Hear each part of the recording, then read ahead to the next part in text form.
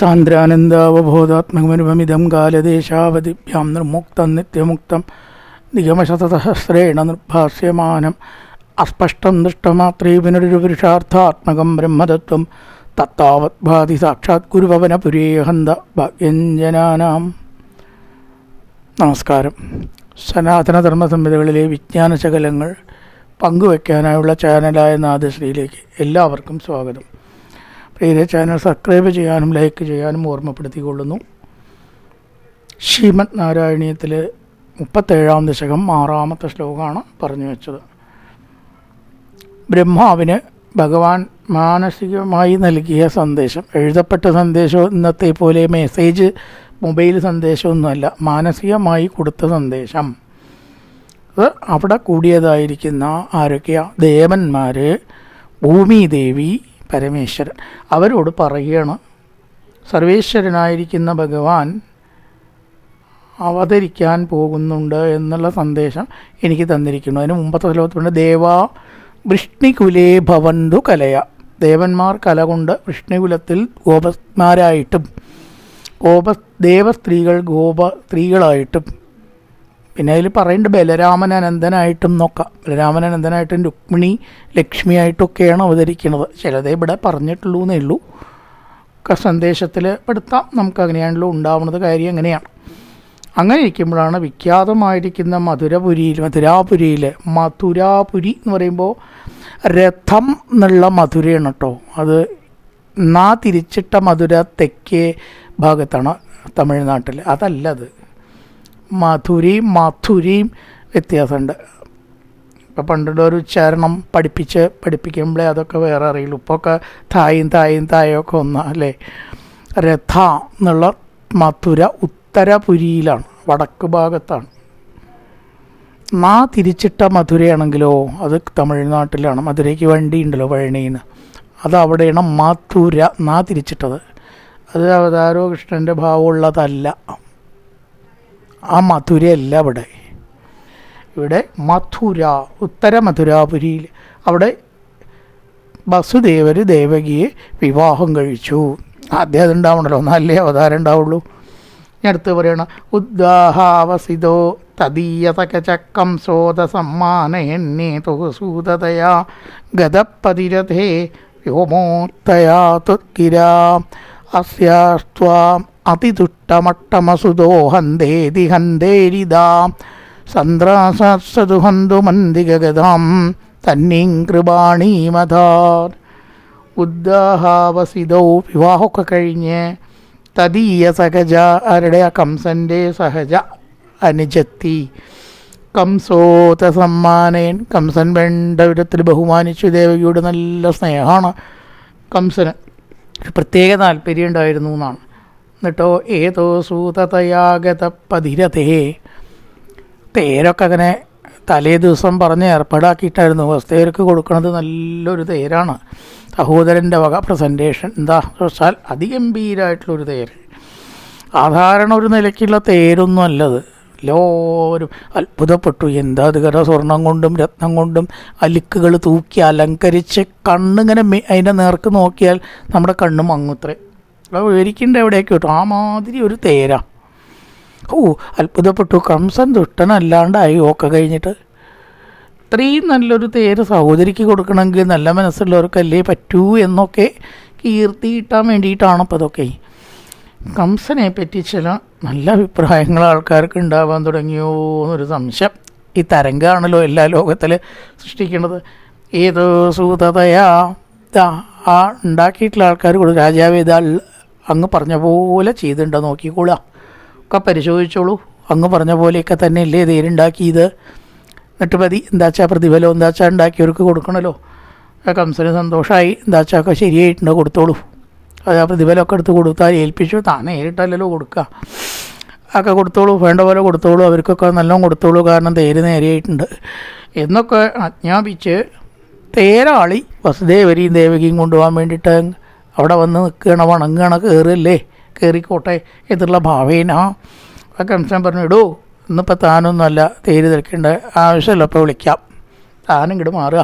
എൻ്റെ സഹോദരിയെ ഞാൻ എന്നെ തേര് ധരിച്ച് കൊണ്ടുപോകാനാ നിശ്ചയിച്ചിരിക്കണം.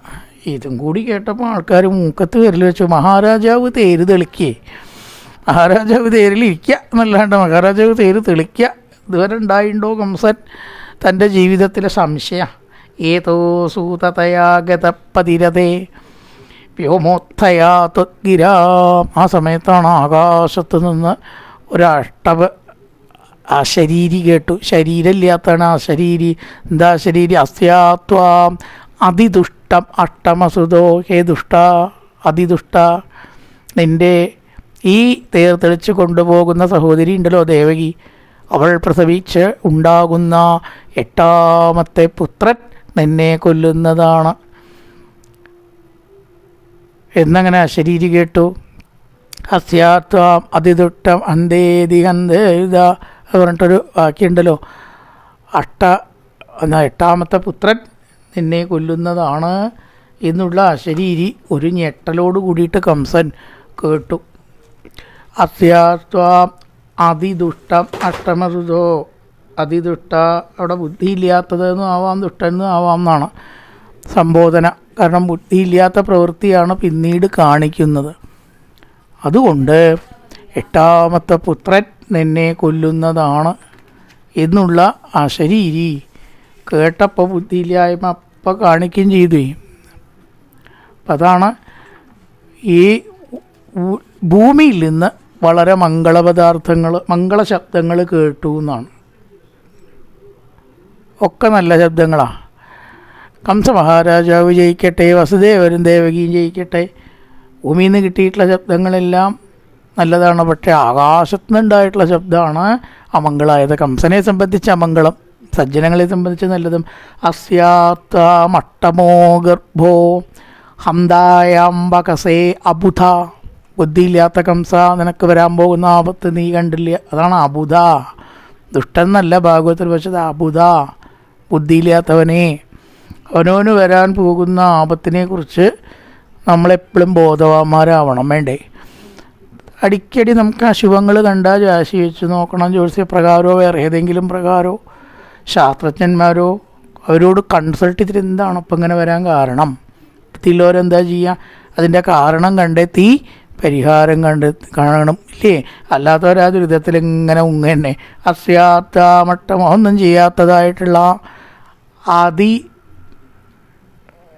അസ്യാസ്താം അഷ്ടമോ ഗർഭോ 8ാമത്തെ പുത്രൻ, ഹേ അബുധ, ബുദ്ധിയില്ലാത്തവനെ, നിൻ്റെ ഹന്താവാവും. ഇതിങ്ങോട്ട് കേട്ടില്ലേ? വേഗം ഭഗിനിം ഖന്തുമാരബ്ധക്കമാണി കചേഗ്രഹീൽ. വേഗം സഹോദരിയായിട്ടുള്ള ദേവകിയെ വധിക്കാൻ ആരംഭിച്ചു. ബുദ്ധിയില്ലായ്മത്തരം കാണിച്ചു. എന്താ കാരണം? ഈ കുറച്ചെങ്കിലും ആയുസ് ഉണ്ട് എന്ന് കണ്ടാൽ, ഒരു കൊല്ലെങ്കിലും ആയുസ്സുണ്ടാവും. ഒരു 7 കൊല്ലം 8 കൊല്ലത്തോളം ആയുസ്സുണ്ടാവണം 7 കുട്ടികൾ. 8ാമത്തെ കുട്ടിയെ കൊല്ലുക എന്ന് പറഞ്ഞാൽ അല്ലേ? അപ്പോൾ അതൊരു ഉറപ്പാണ്. നമുക്കുണ്ടോ 7 കൊല്ലത്തെ ഗ്യാരണ്ടി ഒന്നുമില്ല, ആയെന്നേ ഉള്ളൂ. അപ്പോൾ ആ ആയുസ് നിലനിർത്താനുള്ള കാര്യങ്ങളല്ലേ ബുദ്ധിയുള്ളവൻ ചെയ്യേണ്ടത്. ഇപ്പം ഇവിടെ ചെയ്തത് എന്താ? ആ 7 കൊല്ലത്തെ ആയുസ്സും കുറയ്ക്കാനുള്ള പണിയാണ് എടുക്കണത്, കൊല്ലുക. ഭഗിനിം ഖന്തുമാരബ്ധക്കമാണി കചേഗ്രഹീൻ. പാള് കയ്യിൽ പിടിച്ചു ഖഡ്ഗപാണി. ആ ദേവകിയുടെ തലമുടി ഇങ്ങോട്ട് ചുറ്റി പിടിച്ച ഒരൊറ്റ ഓങ്ങലാണ്. ആ വാളിങ്ങോട്ട് താണതാച്ചാ കൃഷ്ണാവതാരം കഥ അവിടെ കഴിഞ്ഞിട്ടുണ്ടാവും അല്ലേ? പക്ഷേ അത് പറ്റില്ലല്ലോ. സീതയെ കൊണ്ടുപോയില്ലെങ്കിൽ രാമായണം ഇല്ല, ദേവകിയെ കൊന്നാലോ ഭാഗവതവും ഇല്ല, അവിടെ കഴിഞ്ഞു. അപ്പം അതുകൊണ്ട് എന്തുണ്ടായി? വസുദേവർ തടുത്തു എന്ന് പറയുകയാണ്. തൻ്റെ പത്നിയാണ് അല്ലേ? അതേസമയത്ത് വിവാഹം കഴിഞ്ഞ് ശുഭപ്രതീക്ഷകളോടുകൂടി തൻ്റെ ഗൃഹത്തിലേക്ക് വരുന്ന ദേവകിക്ക് വരണേ ഉള്ളൂ. അപ്പോഴേക്ക് തന്നെ ഒരു അശുഭം ഉണ്ടായാൽ അത് തടുക്കാൻ തന്നെ കൊണ്ടായില്ലെങ്കിൽ പിന്നെ താൻ ജീവിച്ചിരുന്നിട്ട് എന്താ കാര്യം എന്നങ്ങനെ പറഞ്ഞ് വേഗം സന്ദ്രസാത്സതുഹന്തുമന്തികഥം തന്നീം കൃപാണീമകാൻ. അടുത്ത് തന്നെ ആ അന്തികഗതാം തന്നീം ബന്ധം കൃപാണീമതാത്. ചില തന്ത്രങ്ങൾ ആദ്യം അവിടെ പ്രയോഗിച്ചു. എങ്ങനെയെങ്കിലും ഈ സന്ദർഭം ഒന്ന് കടത്തിവിടണം. പിന്നെ ചിലപ്പോൾ കംസൻ മനസ്സ് മാറിയെന്ന് വരാം, അല്ലെങ്കിലോ ദേവകി പ്രസവിച്ചോളണമെന്നില്ല. നാലല്ലേ ഇപ്പം 8ാമത്തെ കുട്ടിയെ കൊല്ലുള്ളൂ.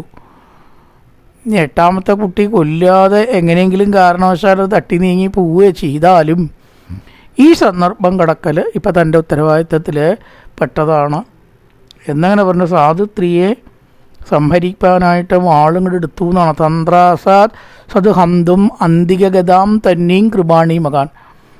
ആ വാളെടുത്ത സ്ത്രീയുടെ അടുത്തേക്ക് അങ്ങനെ പോയിട്ട് പറയുകയാണ്, ഗൃണ്ണാനച്ചിഗുരേഷു താൻ കലമതിച്ചവരെ ചിരം സാന്ത്വനൻ.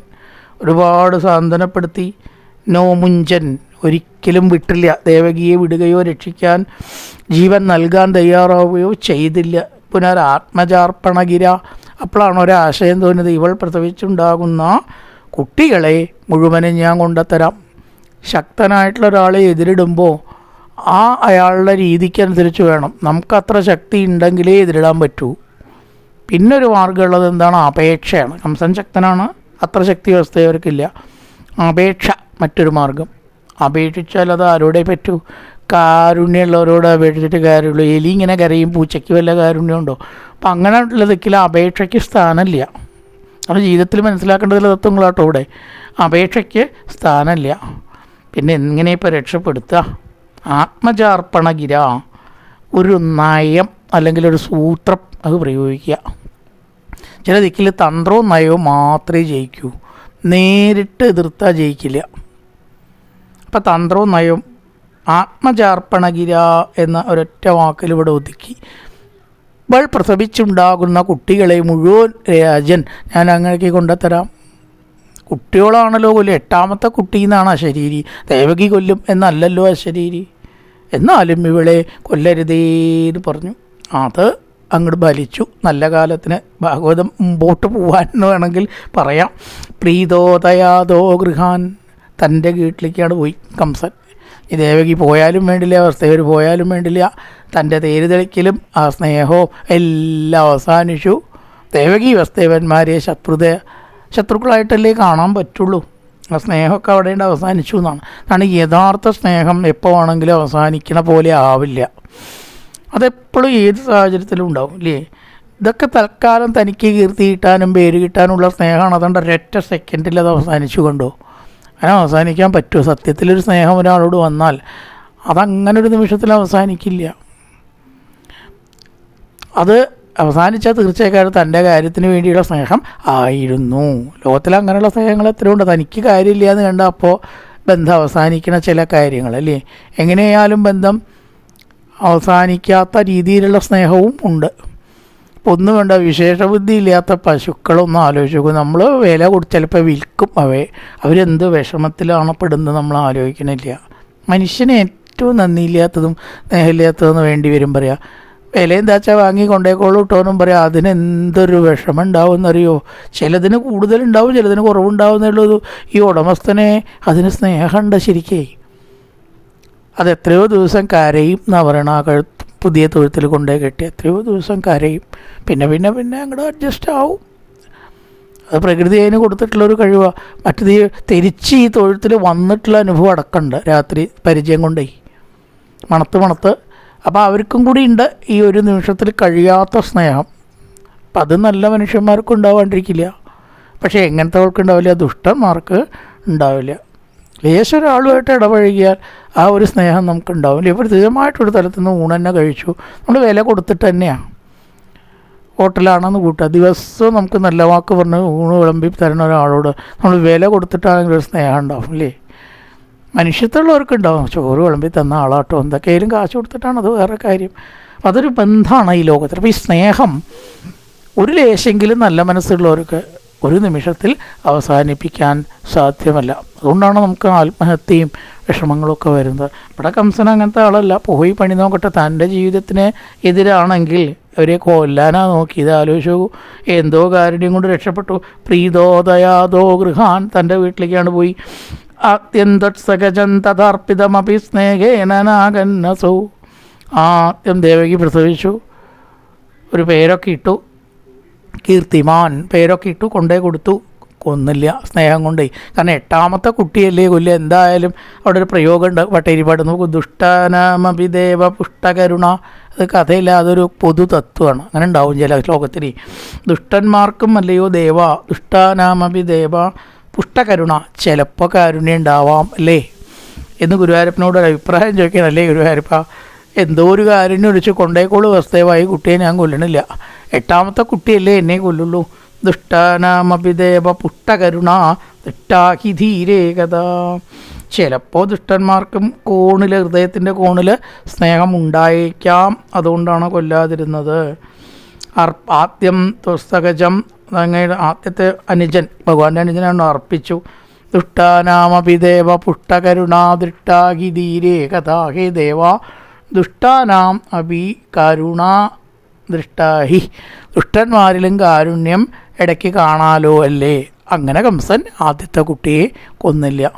നല്ലൊരു പ്രഭാതം എല്ലാവർക്കും ആശംസിച്ചുകൊണ്ട് നിർത്തുന്നു. നമസ്കാരം.